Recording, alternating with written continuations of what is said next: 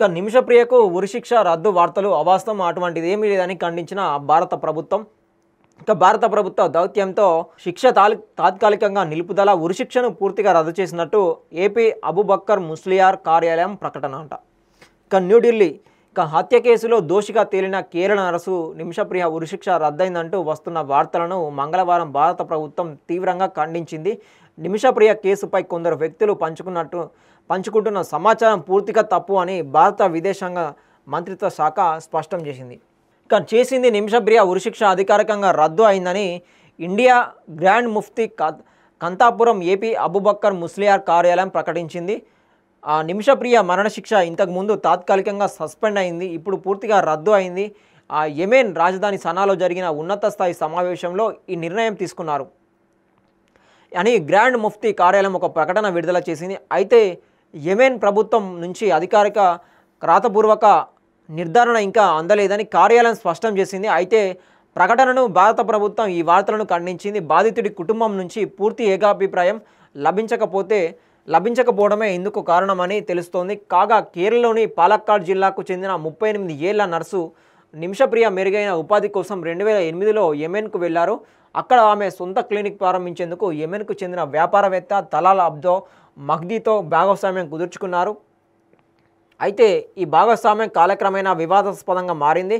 ఆ మహ్దీ తన పాస్పోర్ట్ను జప్తు చేశారని, తనను దారుణంగా హింసించారని, క్లినిక్ ఆదాయాన్ని దుర్వినియోగం చేశారని నిమిష ఆరోపించారు.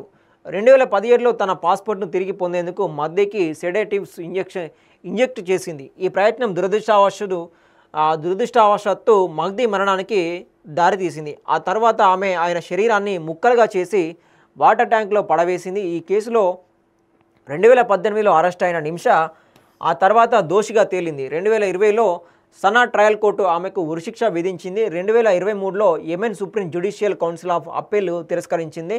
ఈ ఏడాది జూలై 16న నిమిషప్రియ ఉరిశిక్ష అమలు కావాల్సి ఉండగా గ్రాండ్ ముఫ్తీ ముస్లియార్ యెమెన్ అధికారులకు చేసిన విజ్ఞప్తి భారత ప్రభుత్వ దౌత్యపరమైన జోక్యంతో ఈ శిక్షను తాత్కాలికంగా నిలిపివేశారు. తాజాగా ఈ శిక్ష పూర్తిగా రద్దయినట్లు వార్తలు వచ్చాయి. యెమెన్ కార్యకర్త సర్హాన్ షెమ్సన్ ఆల్ నిస్వాబీ కూడా ఫేస్బుక్ పోస్ట్లో ఈ శిక్ష రద్దు అయిందని, నిమిష ఇప్పుడు జీవిత ఖైదు లేదా బ్లడ్ మనీ బాధిత కుటుంబానికి నష్టపరిహారం చెల్లింపు ద్వారా విడుదలయ్యే అవకాశం ఉందని పేర్కొన్నాడు. కానీ ఈ వార్తలను భారత ప్రభుత్వం ఖండించా ఉన్నది.